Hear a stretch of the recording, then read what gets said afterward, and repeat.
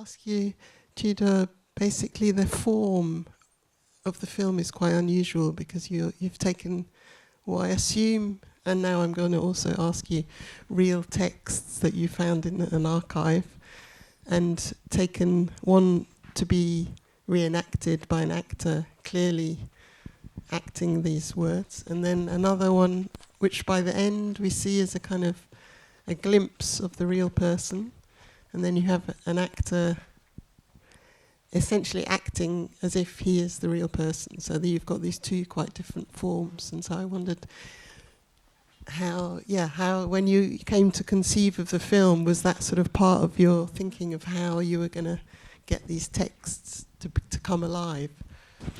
Yeah, I mean, as I was saying at the very beginning, I decided to keep the project going, but I asked myself, like, you know, how this story gonna be told, and I've started this process of finding, like, and working on a new script.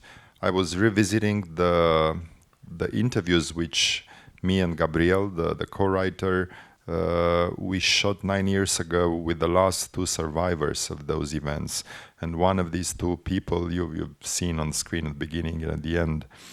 And by revisiting those interviews and the way how they were filmed, you know, years later, I've realized that, you know, that interview was so impressive through its simplicity. Like, it was this old man, you know, in his bedroom, staying on the sofa, camera right very close to him.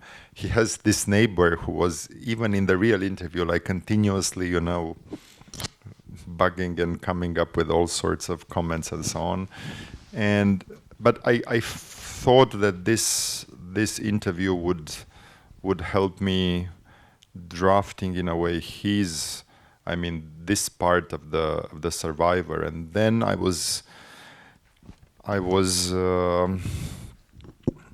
wondering, and I was thinking that actually the story of his wife was so moving. I mean, the whole deportation to Siberia and what happened with the girls and so on, which was, again, a real story. So then I came up with this idea of a fictional play which is being staged, while we also would film how an actress would basically play, would approach this character. Because there were also, I think, my doubts about how am I gonna write, how am I gonna film, and how an actor would be able to play this, you know, the trauma, the pain, loss of the children, and basically most of her doubts and, you know, her attempts to find the voice, and they were also part of our process and part of my worries about how we can write it better and how we can film it in a let's say in a good way. I mean, not to be artificial, not to be intense or too patriotic or with a lot of with heavy music and stuff like this. So then it was quite clear that we have two stories which were getting, I think, very well together. I mean, initially, even when we started filming, the plan was to play in 3 parts the whole film. I mean, his part, her part, and then I shot also some scenes 2 or 3 years ago on April the 1st, when it was this kind of not a celebration, but anyway, like a memorial event in the memory of the ones who lost their lives, and we shot it in Ukraine, the whole event there from morning till evening. But I realized that, I mean, it was a footage which initially I thought I might use, but then I decided that at the editing we basically stick to his story, her story, and we basically intertwined their storyline. Because I watched a preview screen of it, and I completely missed that he was an actor. So I watched it seeing him as... But why didn't you use the original footage of the interview?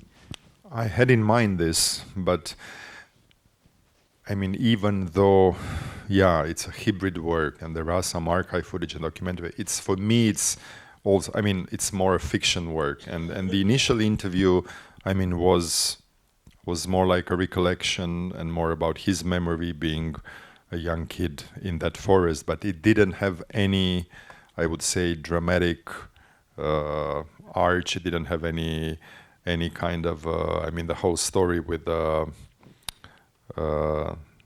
that this character might have been also an informer. It was something which I found out in the interviews done by other survivors, and I researched it, and it was not connected at all to this real character, but to another one. So I was kind of I used fiction instruments as to be able to give this character, I think, more depth and more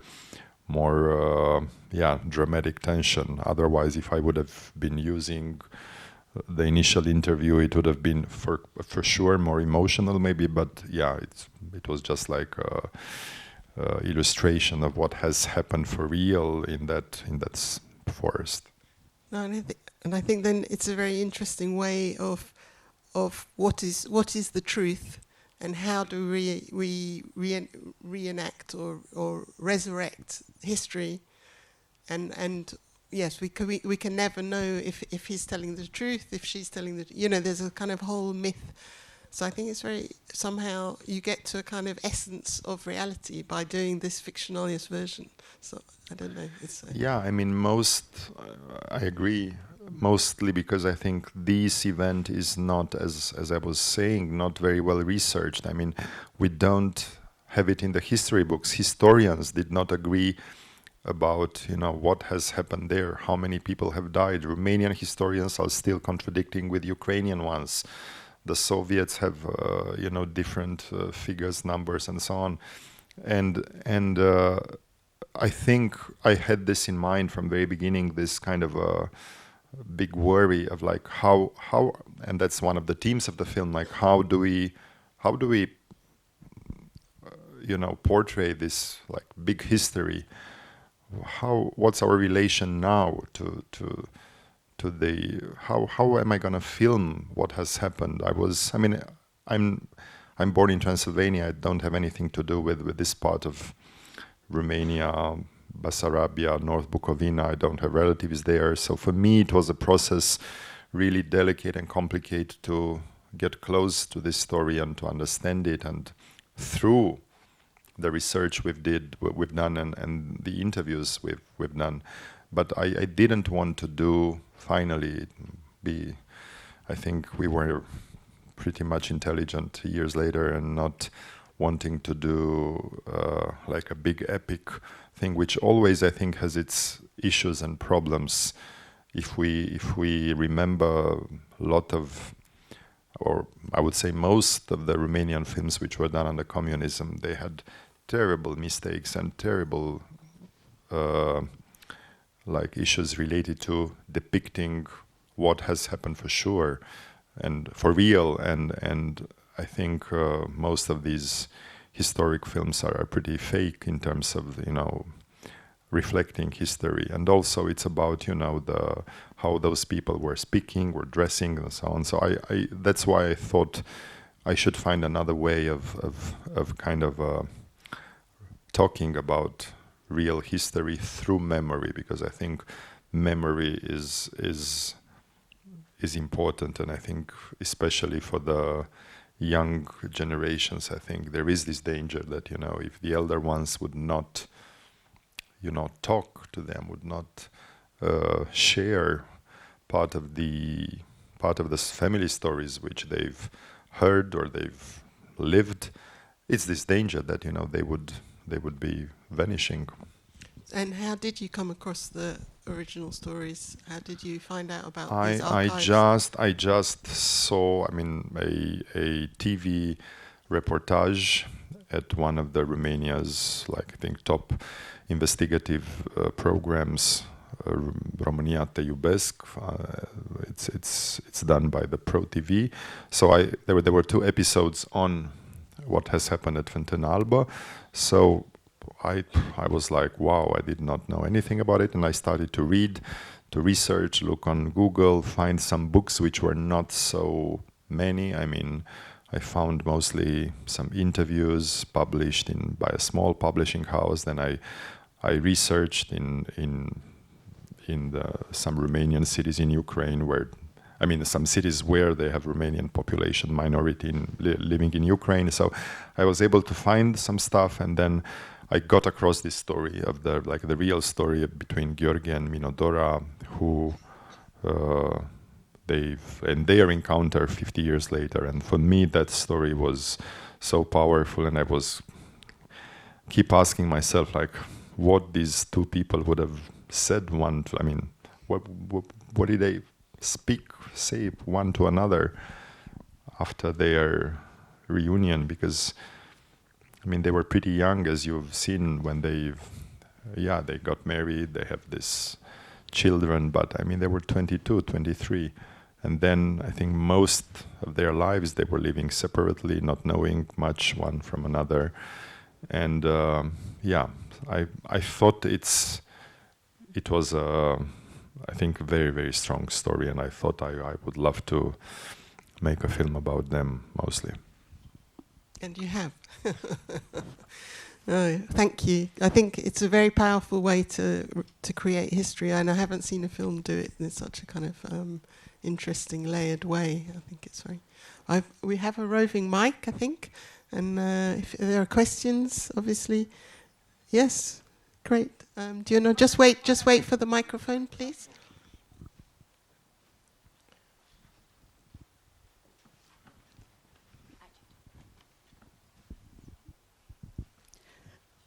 Engleză sau română? Bună ziua.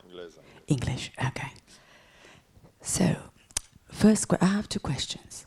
First question, how did you choose the actors?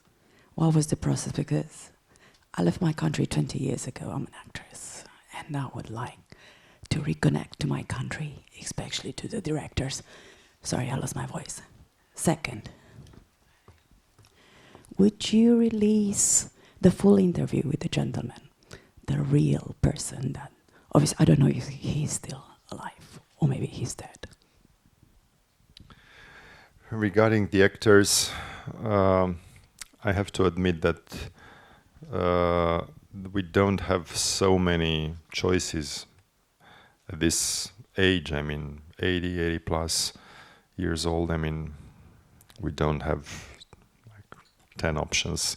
So I was thinking about them. I knew that they were very, very strong and very amazing actors.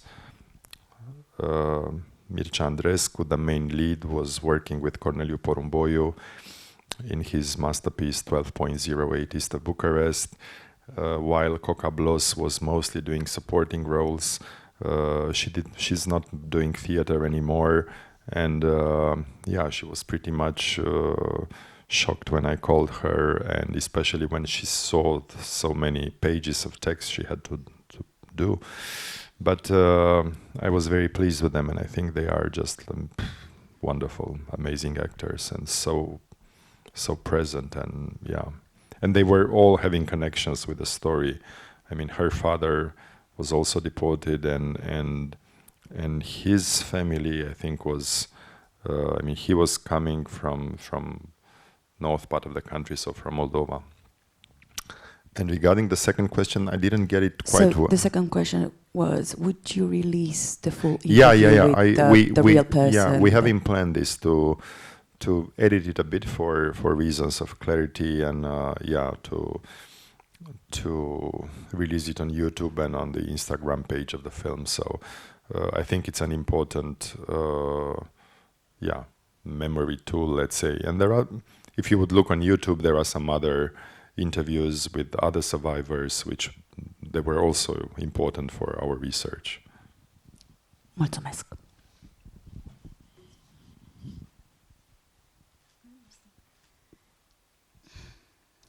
I think I'll start with the fact that the movie was very... Can you talk up a little bit so we can all hear you? It was very moving, and especially when the lady was telling the story about what they were eating when she was in Siberia. My grandfather, he was taken prisoner there, and I think one of his comrades, he was a Romanian soldier. He didn't survive. He died, but one of his comrades survived, and he came back, and he told my grandmother that he didn't make it, and he just brought his boots back and told the story. And it's a story that my grandma told me, that her mother told her, and it was exactly the same thing, that they didn't have anything to eat, that they were boiling wood and whatever they could find green in the ground to just survive.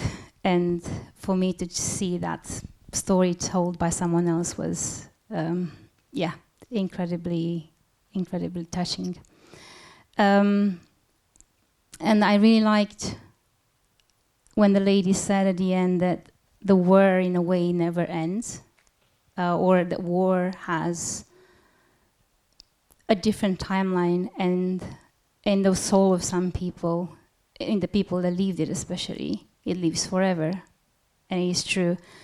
And with that in mind, not with the idea that we should pass on generational trauma, but because I think it's important to understand what war is, and to understand that it's not a thing that we should just consider as an option. So with that in mind, we were talking about archives and how you collected the materials and everything for the movie. I would like to ask if any Romanian institute has anything documented on the lives of these people that got held prisoners on the other side of the border. Have they done anything to bring them back? Have they documented anything? Have they, at least after the USSR fell, has anyone gone back to check who's alive? I don't know. Have we done anything as a state? I mean, I cannot really answer properly your question because I'm not part of that part of I mean, I'm not a historian, I don't know, or politician, so I really don't know what Romania as state has been doing in terms of recouping, but I know that there are there are a couple of websites where you could still find information, very precise and accurate information with names about all the political prisoners which were held in these labor camps in Soviet Union. There is this amazing resource, Memorialul Durerii, this TV program dealing with many interviews of people who were prisoners back there, and there are a couple of books about their real stories, but I really don't know what other efforts, of what other I don't know, measures like the state did or have. So I really cannot say, but I definitely found many interesting things on internet, and there are lots of resources which can be accessed. Thank you for that. I've asked because Thank you. Sorry, can I just get somebody else to speak? Thank you. This behind us, the other way. Alex over. Okay. Would you like me to pass it over there? Would you like me to pass it over there? No, you ask your question, Okay. and then we'll pass it over. All right. Thank you. Yeah, first of all, congratulations. I absolutely thoroughly enjoyed it. I thought it was absolutely brilliantly done. And also, for me personally, it was like one of those experiences with, what was it, the girl in the red dress? Do you remember that film when the Holocaust, when the lady in the public actually stood up and she was like, "I'm the girl, I'm that person," is not really that dramatic. But my family comes from Triestiana, my dad's side, so it's quite moving because it's so close to us, and it's unbelievable. There's so much history out there that we need to revisit and rewrite, like you rightly did. My question, I think, is more veered towards the acting bit of it, because I thought it was beautifully done. And I wanted to ask you, is there, I understand there was a script, obviously, but was there bits of the script that came from the actors having done their brilliant work of internalizing all the documentary bit? Not quite. Actors were learning a script, the lines, and they were really masterfully, playing, and there was not any improvisation. But it's very true that part of his part was mostly we've re-watched the real interview, and then we kind of used bits, lots of bits and pieces from the original interview, while we were, as said, we fictionalized part of his part, while her was very much written from scratch.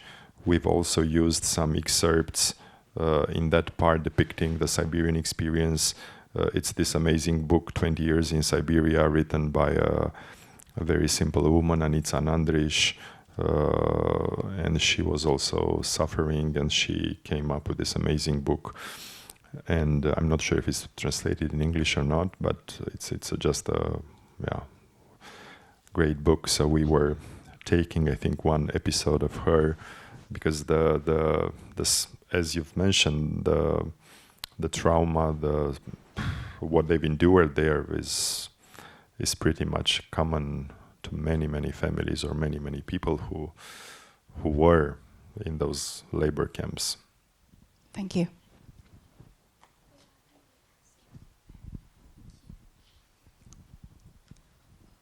Sorry, the question's over here. Thank you, the mic.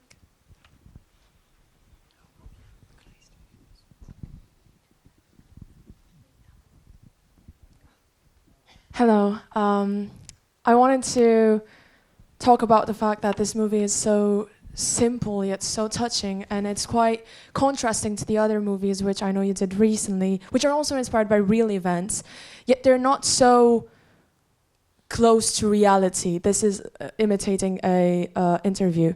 Could you talk about the process of creating the story? Because playing with real events has to be done in a way that you pay tribute to what happened, and yet create a story that is touching to the audience. How do you do the right balance for this? Oh. That's editing. That's power of editing, I think. Because we, as said, I had in mind a total different kind of a film with 3 parts, him, her, and then now.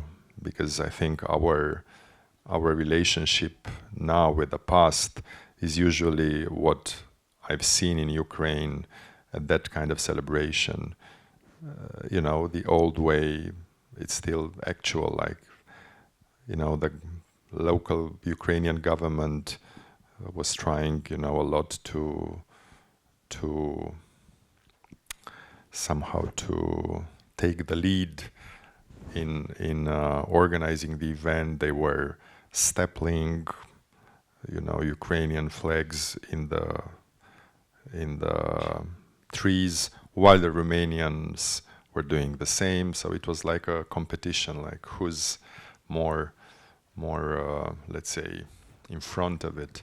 They were kids dressed in popular costumes, folklore costumes, but I'm sure they did not even know why they were here and so on.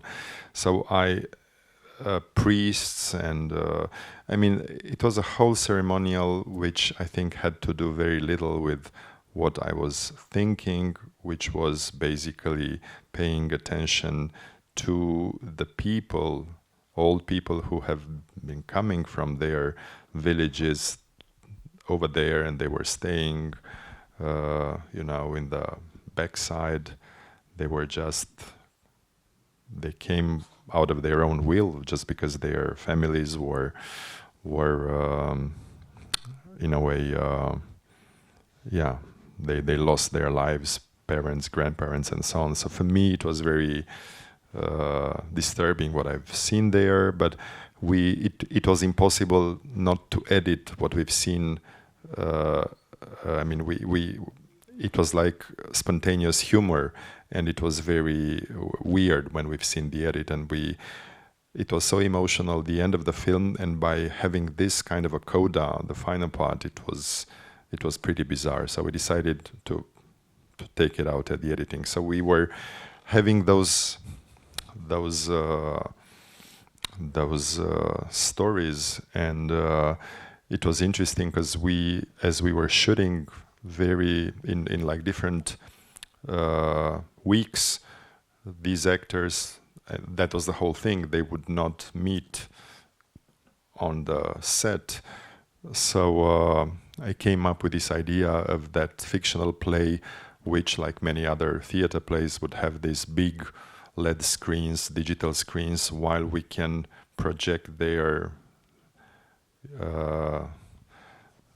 the man, the husband, and it's of course an actor as well, because his image is used in this kind of play, even though he's not playing on stage, but he's just appearing in the moment when we've kind of find this mechanism of storytelling, like to have her story as an actress rehearsing for a play, and part of the play it's the husband, and she's talking about her husband and so on, but the husband is appearing just on the screens. Immediately it was kind of so easy to refocus the whole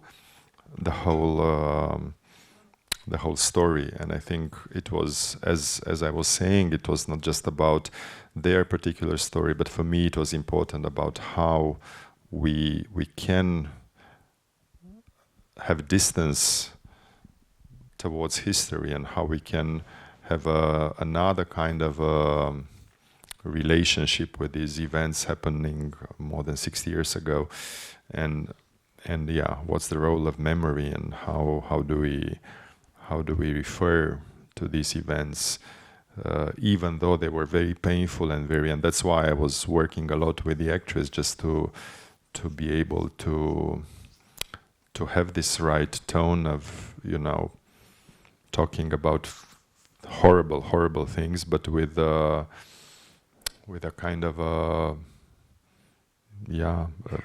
a story full of a meaningful story, but done without any harsh feelings. And my favorite part is when she was just talking the story about herself going back to the baby, and not just breastfeeding, but also giving that potato. I mean, that for me it was such a brilliant piece of acting, because I remember her eyes and her face, and she was just amazing. Thank you.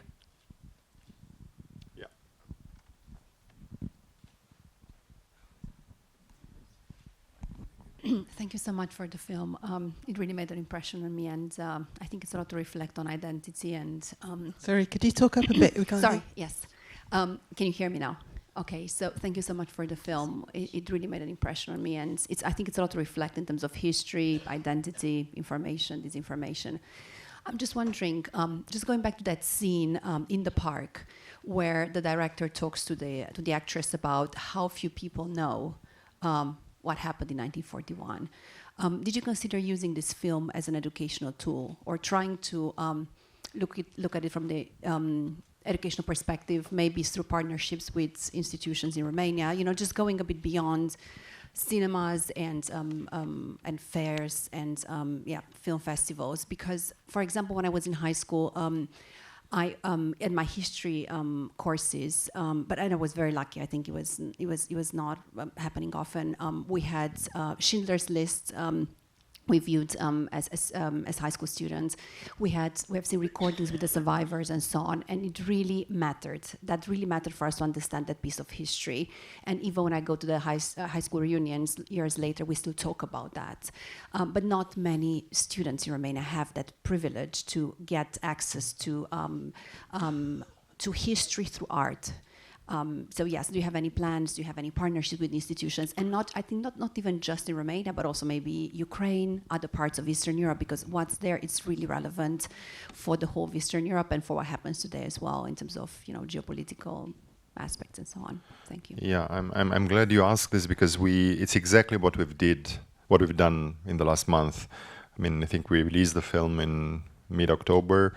And as of actually last month, we were traveling with the film in high schools, some high schools in Bucharest. We had around 20 screenings, and now we've started a tour in Romania. And I was amazed about the response. We've sent a Facebook post, and there were so many teachers or school managers. They were saying, "Oh, come to our school, and it really matters for us and the children," and so on. So I was really not expecting this kind of feedback. While we are bringing, one actually screen in some of those schools or school classes, they don't have the equipment, so we are preparing the whole setup, and then we screen the film, and then we're doing some discussions like we do have now. And we are bringing usually one historian, and maybe I'm coming or somebody else from the team, and we are just debating about what they've seen. And they were very interesting conversation. I mean, of course, not all they were into history, or maybe they were not. But I've noticed, they were not opening their Instagram page throughout the screening, and they were really trying. I think it's as you said, I think it's a very effective instrument of understanding this part of history, which for them I think is like a blank. They don't really study it, they don't get it, and so I think we're gonna continue this also in Ukraine, and I hope to be able to go in more other cities in Romania. I think it was somebody there in the back. Okay, yeah. Thank you very much for a very informative film. I want to just focus a little, because I don't know the geography about Fontana Alba. I presume that it's kind of a village which is in the old Soviet Union bordering Romania, presumably. What I wanted to pick up was what you said right at the beginning about its composition. It seems to have, you mentioned Poles, Ukrainians, and Romanians, and I wondered whether it had more layers of people in this village, and if so, how they came to be, in the original sense, in the village. What got them there, because then you're in a position to understand the subsequent events with the ethnic, the kind of the ethnic angle, how they got pushed out or whatever it is. So I wondered whether you can enlighten me and us about that geographical scenario which preceded these actions later. Yeah, I mean the actual village and area where those things has happened now, they are located in Ukraine. So Romania has a direct border with Ukraine, and those villages are nearby the border. And the thing is that in 1940, as it was written at the very beginning, they were part of Romania, but while it happened, this agreement with Soviet Union took that territory, and I think Romanians felt I mean, it was strange. Their entire life, they knew they were in Romania, and then suddenly, they've experienced not so, I think, great months, weeks. It was tough.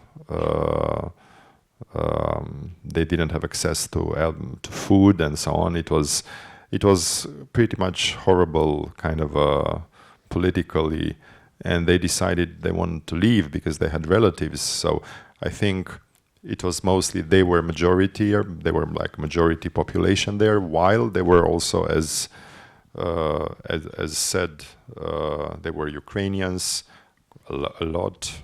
There were some Poles, Jewish population in some cities, very strong, like Jewish minority. But in those particular villages, there were lots of Romanians who decided to go back, and it happened what you've seen. Right now, all these villages, I think they are. I mean, Romanians are like minoritarians there. I'm not aware at all about the other ethnic groups, but there are still a bunch of Romanians who are fighting to keep their kind of religion, access to schools and language and so on. We've been just given the sign that we've time out, basically. We have one more question here. But maybe we can continue. You'll stay a minute outside. Oh yeah, I will stay over there. Yeah. We can just. If you have a mic here.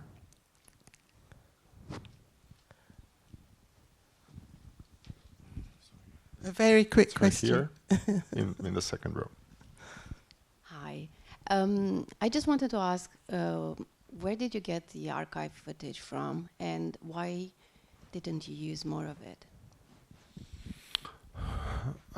The archive footage was actually, we took some images from a BBC documentary, which we've researched, and we were actually acquiring the footage. It was a lot about what has happened in the camps and what the Soviets have been doing back then, and there were lots of photos which we took from some museums and public archives, and it was a difficult decision while at editing of using less or more, and I was a bit afraid of not to transform it into too much of a, not to have too much of a documentary feeling using those archives. And actually there are not so many. I mean, we didn't have and I was also afraid about doing reenactments and with that kind of a black and white grainy feel, and I thought it's not the kind of film where you would use this kind of reenactments. So we were, I think, also limited by actually not having too many good archive materials. Thank you, Tudor, for coming all this Thank way you. to talk about your amazing film, and thank you for staying for the Q&A. And thank you.